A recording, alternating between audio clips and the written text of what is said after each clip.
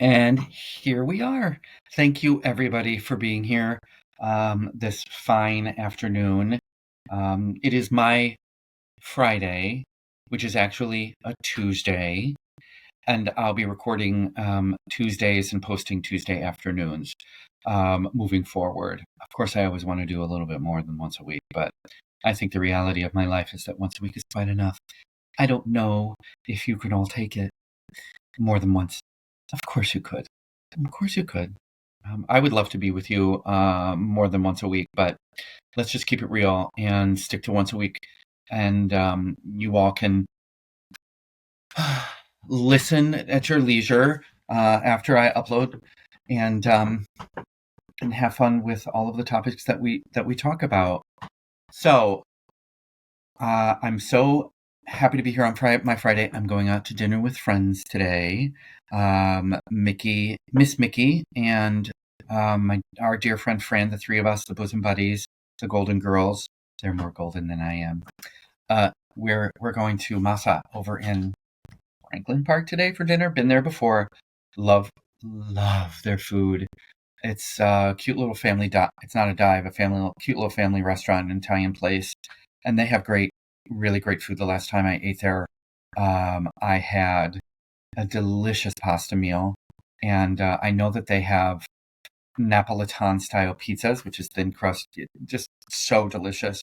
And then, of course, they have the gelato, and even though I had one tiny little cup of ice cream at work today with the brand new Trader Joe's chocolate whipped cream, I will be also enjoying some yummy chocolate and pistachio gelato today after dinner for dessert. So I'm looking forward to that. I haven't hung out with them in a minute, so it's going to be fun enjoying some time with them. What have you all been doing? How is your hump day going? And how has the beginning of your week been going? I, of course, can't start this podcast without thanking Mother Nature for this splendid weather. And my window is open. It's turning my fan above me, and you can probably hear the wind chimes, the seashell wind chimes in the background coming from my cute little mini greenhouse back porch, which is, by the way, where I moved all of my indoor plants that were outdoor for the summer have come back in, and they came in last week on Tuesday. I had looked into the future and saw that the weather was going to be getting cooler, and this is just my way of helping them transition back into the indoor life. So I move them. I've been doing this for a number of years now, where I leave my plants outside for the summer. They double in size, and this was a hell of a hot summer, so they were in an incubator, what felt like a NICU incubator, for the entire summer. And then here at the last bit of it, we have had so much rain, record amounts of rain, that they have gotten huge. My Monstera plant has a ton of new babies from the rain and from the heat. And then all of my other plants, I have a new, I don't even know what kind it is, but it's a philodendron that you can plant outside. I'll have to do some research. At least Dr. Lisa knows what it is. It is definitely philodendron, but it can be planted outside, and it just gets so big. It has gotten so thick and bountiful this year.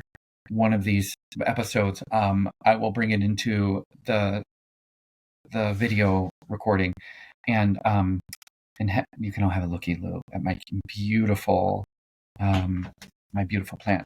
And also, in fact, when I do have my first guest on for this season, which is probably going to be Dr. Lisa, she doesn't know that yet until right now. It's probably going to be recorded out there on my screened-in porch. Isn't that fun?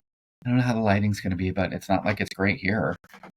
Maybe I should turn this up on myself and blind myself a little bit. Is that worse? Better. You get what you get. It's not like I don't have a giant microphone in my face to block all of it. Also, I'm going to give a little public announcement here, a few public announcements. One, they sell Wi-Fi light bulbs at Dollar Tree for $5. My whole house has been now programmed and filled. Every lamp, including ceiling lights, not this one, no. Well, because these are like little chandelier lights. Every light in my house. Okay, I hate this. Every light in my house is now a $5 Wi-Fi light bulb from the Dollar Tree. Spend the $5 and go get it. Also, I have switched all of my skincare to Dollar Tree skincare. It probably shows, but I don't care. There's a bath gel for women. That's rude. That I die for. That it's just so ambery and soft. Next time I record, I'll be sure I'm going to write my little note, bath gel. I'm going to have it, and I'll show you what it is. I say I'll put it in the show notes. Let's be real. That's not going to happen. I don't do show notes. I copy and paste what the computer tells me to put in there. So I will show you what the bath gel is, and I'll also show you what the packaging looks like for the light bulbs. Another public service announcement. This is number 3. Trader Joe's has released their woodland candle. It is, holy smokes. It is such a good candle for $3.99. It is a coconut oil beeswax, and it smells, I cannot even explain. I want to say it's kind of minty and eucalyptus. No, it's not eucalyptus-y. It's minty and evergreeny and soft. It is absolutely a bedroom candle and a small little reading nook candle. Don't put it in your kitchen. It's not like fruity enough. What did you call me? It's not fruity enough, and it's not strong enough for your bathroom to cover up all the shit smell. So for sure don't put it in your bathroom. But your bedroom, if you don't have a candle on your nightstand that you're not lighting at the end of your day, don't fall asleep with it on. Please don't come for me for that. If you're not lighting a candle at the beginning of your day when you do your morning things for yourself, by your bedside or by the table that you're drinking your coffee at, you're a silly human. Definitely start doing that. It lights the way for those few minutes that are yours exclusively. And surround yourself with something that smells good. So why not start with the Woodlands scented candle from Trader Joe's? It's dreamy. It's absolutely dreamy. And I think those are my 3 PSAs for the day. Yeah, I'm going to say those are my 3 PSAs for the day. So the bath gel, the light bulbs, and the woodland scented candle from Trader Joe's. Do yourself a favor and jump into all 3 of them. They're all really, really good. Now, moving on, I touched on it before, and we're probably going to get kicked in the ass for it. But Chicagoland weather, it's sweater weather. It's sweater weather. Right, Ann? It's sweater weather.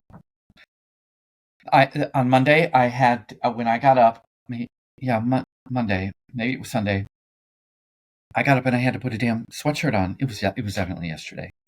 I had to put a sweater on. It was 58 degrees outside. This morning it was like 52. And the windows are open. All the fresh air is pouring in. It's cold, chilly sleep weather. The sense of these candles stays in the air. It's absolutely delicious. I am so crazy for it. Like I said, we'll probably get kicked in the ass for it. And in 2 weeks, it's going to be 105. And then it's going to snow like it does almost every year on Halloween. So, but for now, in this moment, we're definitely going to be absolutely enjoying this sweater weather. We have I think there's a high of 62 or something on Thursday here in Chicagoland area. How dreamy is that? I mean, it's dreamy. We're ready for it. Oh, my security system just went off. I.e. Dolly, you see her floppy ear back there? She hears somebody outside. She'll rip their throat out. She'll definitely rip their throat out. Speaking of dogs, for some of you who listen, you probably already know that I lost my sweet, dear, darling Midge, my sweet old lady, my Princess Peach. I lost her on the 4th of July. She was 16 and she had been so sick, and she fought the good fight. She really did. She had a sarcoma on her side that really just started as like a lump under her skin, and then grew really fast, very, very rapidly. And by the time we helped her pass, I helped her pass. It was like, a 1 pound hamburger on her side. And she had been on so many medications to try and get it to shrink and to help her with the pain. And it's our job as dog owners, right? To help our sweet babies pass on to the next life. It's the hardest job other than parenting that we have when we have pets to help them move on. But it was time. I know she didn't want to go in the beginning, and in the end, I knew it was time. You could see she was tired. She was very sleepy. So she crossed the Rainbow Bridge on the 4th of July before all the fuckers in the area started lighting off all of the stupid fireworks. Please. I'm all for fireworks in the appropriate places. Like, how about a giant park in the middle of nowhere where there's no residents that are trying to sleep for a 3 a.m. shift, 4 a.m., 5 a.m. shift, or dogs who hate fucking fireworks. Oh, I'm that old man. I'm that old man who's yelling about the fireworks out the door. Well, my neighbors are really good at blowing up those M80s in the alleyway. So you feel like it's your time, like it's passing time. You see the angel of death because you black out from the noise. It's not that serious, but boy, it does piss me off. So I could have waited. I didn't want to have to wait another day to help her along. But I also, in the condition that she was in, I didn't want her to have to go through, feeling as sick as she was, having to go through a 4th of July bullshit. And she didn't deserve it. So it was hard, but it was a very, very peaceful passing for my sweet old lady. She was in my arms and wrapped in Jonah's favorite blanket. Jonah's my son, for those of you that don't know. And it was hard, but it was time, and we had been preparing for over a year that it was going to be time for her to go. So, so those are a few of the things that so that's what I went through in July. I think that was the 4th of July, which I hate the holiday anyway. I stand for the American people and that it's the 4th of July, but I can't.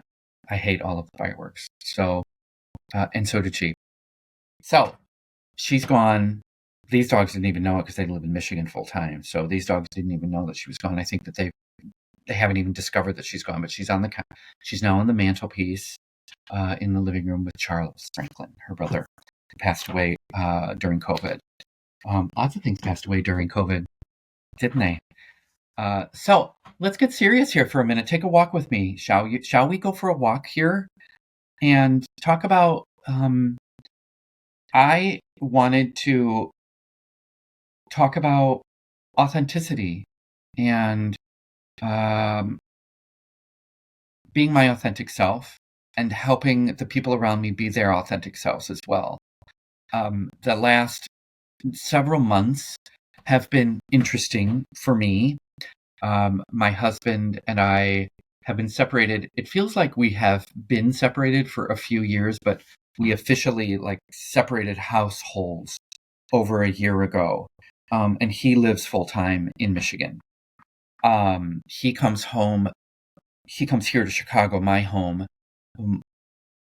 usually every Tuesday evening, and he stays here with our son Jonah, and that's when I travel up to Michigan for a couple of days and stay up there with the dogs, just so I have some solitude and those two can spend time together, and I have time for reflection and my own personal time when I'm up in Michigan. And it's worked out really well. It usually last year it came to an end in January because a bunch of mechanical stuff went wrong in the freezing cold weather up there. This year we're expecting it's probably come to an end, come to a halt sometime in the end of December again, or mid-December, and he'll be back here for a couple of months and he'll go back up there mid-March. So we have some adjusting to do when he's back here in the household, which he got here on Friday, and we get along just fine, he and I. We don't agree on the same things as far as our relationship, or we do agree on the same things as far as the dissolution of our relationship goes. I think there's a lot of stuff that's unspoken.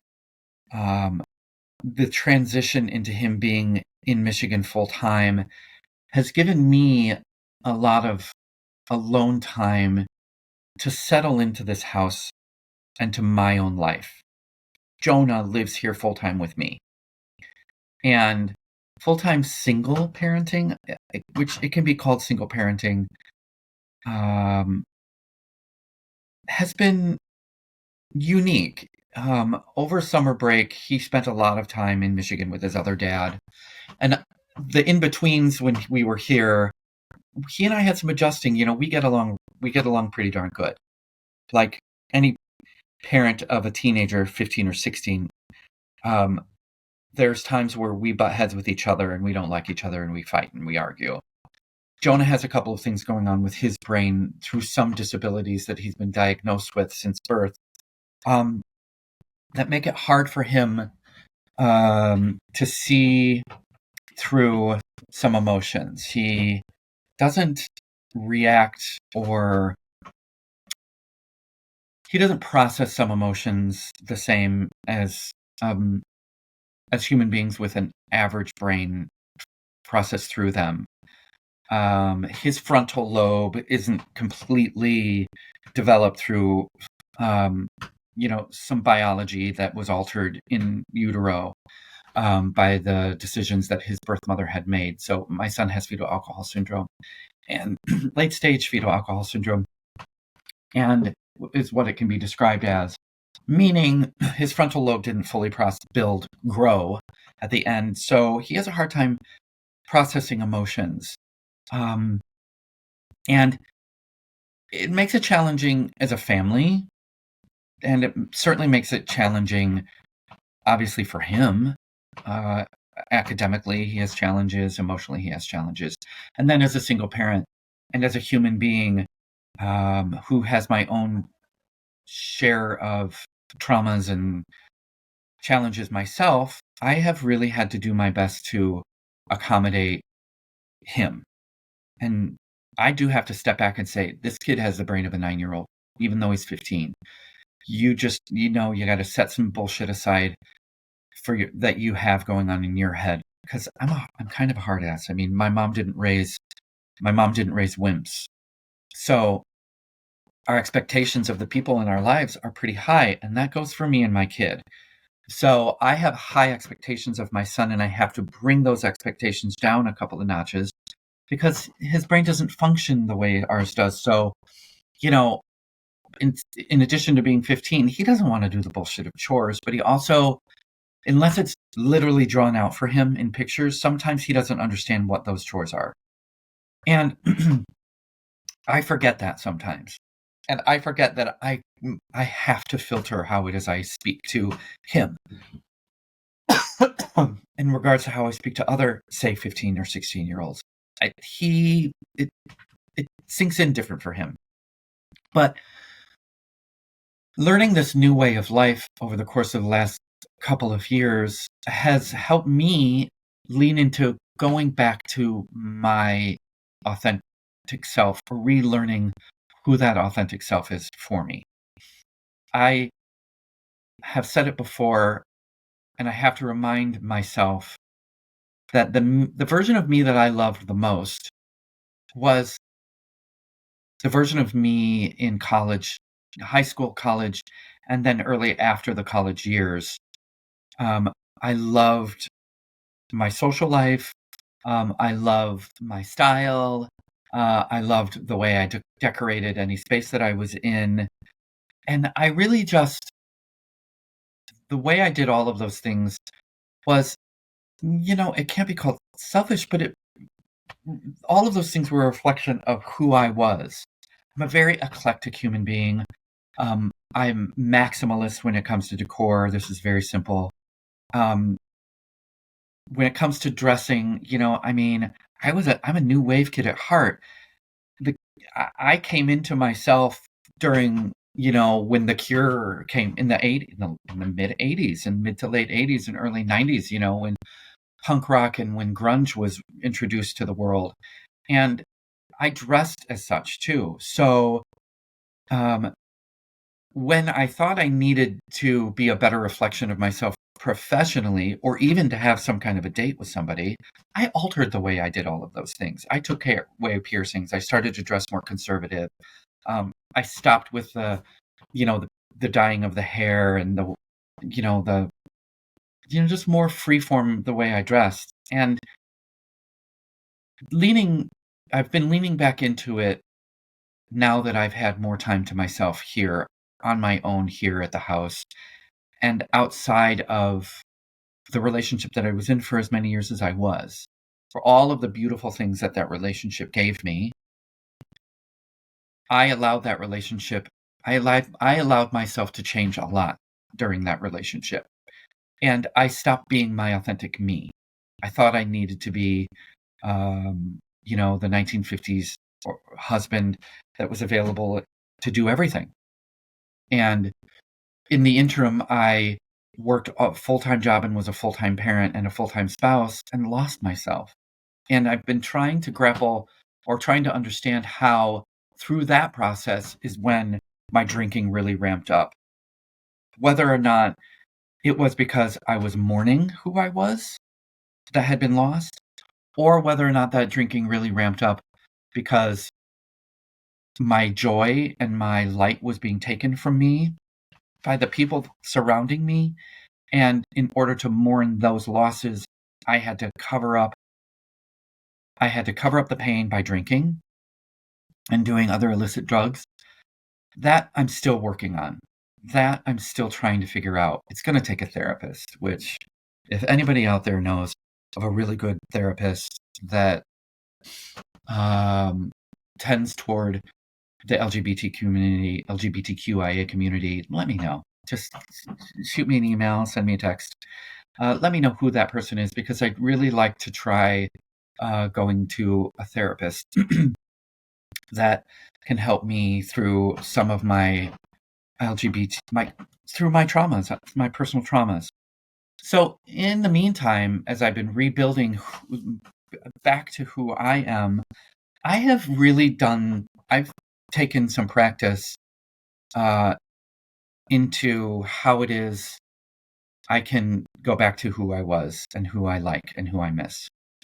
And I had to be very, very honest with myself about that. Whether or not it was time to be that person, who that person was, and whether or not it was appropriate. And my personal style, the way I dress, it doesn't matter what anybody thinks. And I am free to be who I want. And it's the same with my home, my personal home style. I don't care what anybody thinks. I am free to have my personal home style here. But I also had to be very honest with myself about which parts of me were that destructive TJ and which parts of me were the TJ I created to care for myself. It was just like a temporary buffer of a personality, if that makes sense. And which parts of me were the parts of me that made me feel the best. And I had to really think long and hard about that. And finally just came to the conclusion that it was best for me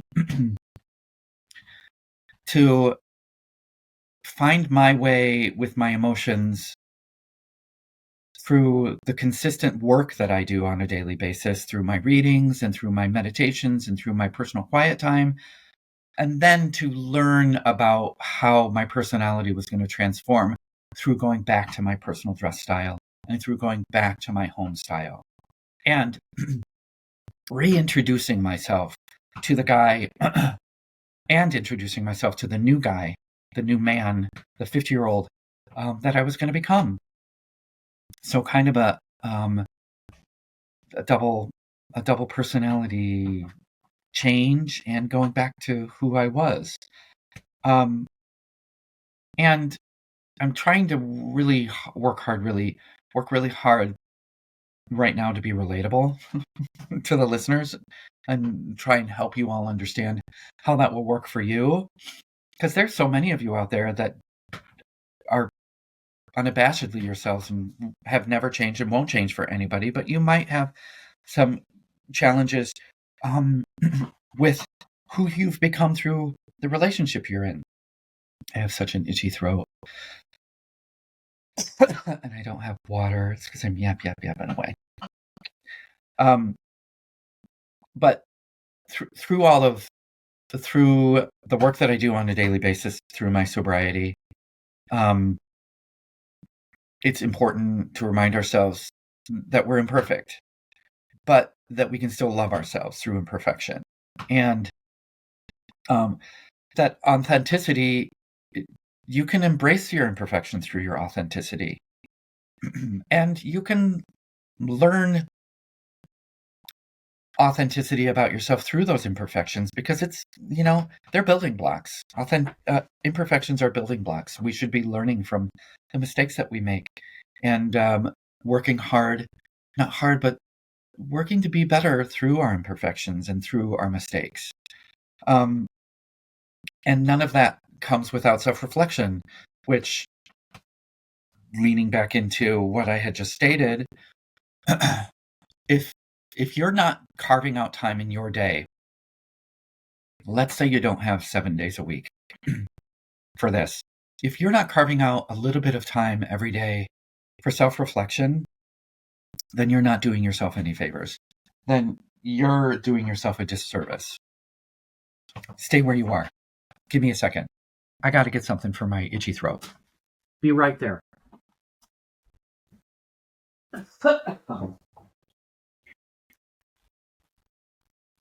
Hi. Thanks for allowing that.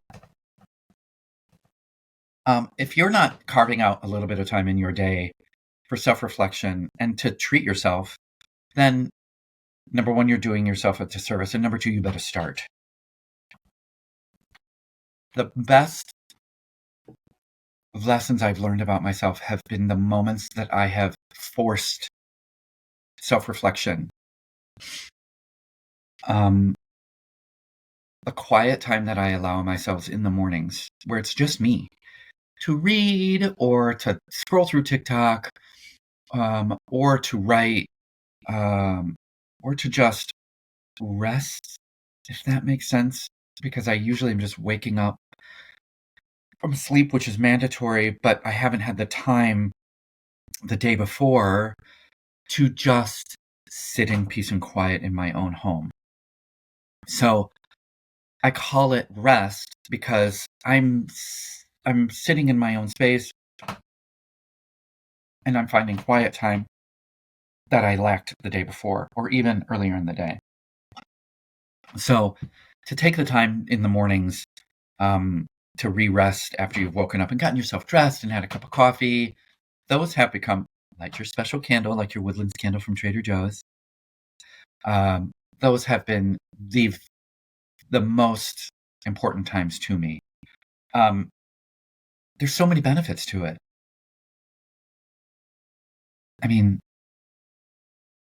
how do I count all the benefits?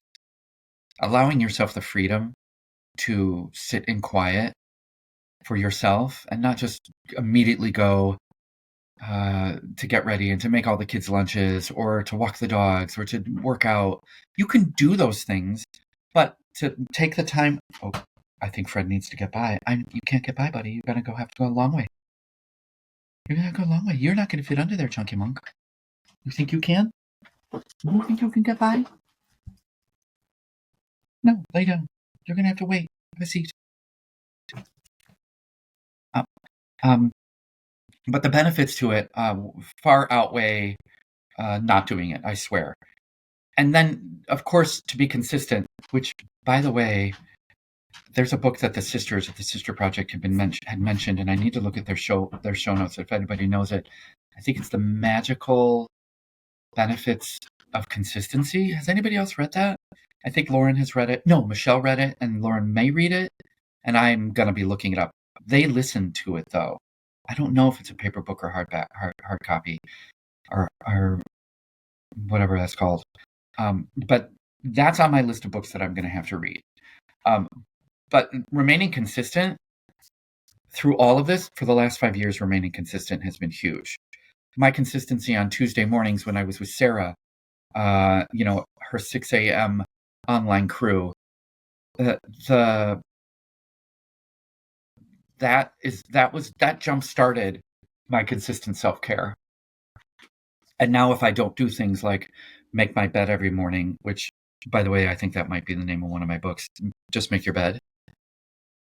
Literally, that's going to be it. Just make your bed. Sometimes that was my only good deed to myself for the day, because I was so hard on myself some days that I couldn't get through anything else, but at least I made my bed and I felt good about that.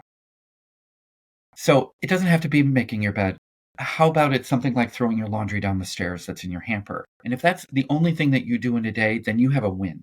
So for me, making my bed every day and being consistent with that 7 days a week, even on the weekends, my weekends, just making my bed consistently was a win for me. And you have to start small sometimes. And it has created this authentic version of myself because it's allowed me to feel good and better about myself. And so even small things consistently are a huge win for you. And then through all of this, over the course of the last number of years, and even now, I have asked friends whether or not what it is they think I could do better as a person or as a friend or as a family member. I think I know it all. A couple of my friends call me Tugjugal because I used to make... Now my security system's going off again. Do you hear that? Fred is really howling at something, which is perfect because we're going to wrap this up here in a minute. But then having those special moments with your friends and your family where you can ask how it is they think ask them about you. I don't think that it's Freddie. I don't think that it's conceited to say, hey, I make mistakes. How do you think I've been doing? This is what I try to do as a friend and as a family member, and I hope that I help you in some way. And thank you for helping me. And have I missed anything with our friendship? Have I missed anything with our relationship? Where is it that we can work on this? And that has also, I've been doing that, and I'm going to keep doing it more. I do it with my son, which is very, very important in these times here where it's just him and I don't want to butt heads with him. So, I don't know if any of this made sense to you. I did point out 5 or 6 things to help lean into being your authentic self. Those things that have helped me lean into being my authentic self. And I'm still learning every day. This podcast helps me learn about myself every day. And me knowing that there's somebody out there that I could be helping in some way, that helps me be a better version of me. And I like that. So tell me, where are you going tonight? Are you doing anything fun? And tell me in the notes, in an email or comments, what it is you also want to talk about. So I'm going to wrap this up. I have no idea what we're going to talk about next week. So give me some ideas. I'm going to try and bribe, through chocolate, croissants, and coffee, my friend Lisa to come and visit with me again, and we can talk about what she's got going on in her life. You all loved having her on the pod and talking to her about those things. She's a crazy plant lady like I am. So, and she has a really great TikTok. Maybe we'll talk about that and what she's doing now, because she's also a physician. And her kid has gone back to school. And some of the shit that she's been through over the course of the last year. Oh, that would be fun, wouldn't it? Who else do you want to talk to? Anybody? We're going to talk about other things too. I said we might talk about Sex in the City. We're going to talk about that. I have to write that, Sex in the City. Because I want to talk about that creative genius that is Sarah Jessica Parker and why that came to an end, why you think it came to an end. I want to talk about there's so much still to talk about. Oh, I'm glad you came on this walk with me. Now go on another walk and listen to the podcast over if you want to. Please like and follow if you haven't already. And tell all your friends about it. Share this video and share the podcast with them. And I think that's it. I believe that's all we're going to talk about. I have to go get my hair cut now, which I get done in Riverside. It's a cute little place. One or two of the ladies that own the shop worked at a little salon here in the area and cut my hair for $7.99 for years under the ownership of somebody else. And I discovered recently, it has to be within the last 7 or 8 months, that they all went off and opened their own cute little salon in in Riverside by themselves, 3 of them, and I couldn't be more proud. I will pay every dollar I can to support them. I love them. Like I said, they have been cutting my hair for years. And I've gone back to them because I love them and I love her. And I love supporting this cute little small women-owned business. Okay, that's it. I've taken up 37 minutes of your time. Altogether, it's probably going to be about 40. I hope you're okay with that. They won't always be this long. They won't always be short. They won't always be this short. Especially when I have the pros on. The pros that knows. All right. Thank you for being here with me. I love you all. I love that we get to do this together again because we're not alone. None of us are alone, and we're all important. And yeah, that's that. So thanks again for being here with the Sober Gay Guy. It's me, TJ. It says it on this cup too. It might be the same cup that I had before. All right. Thank you.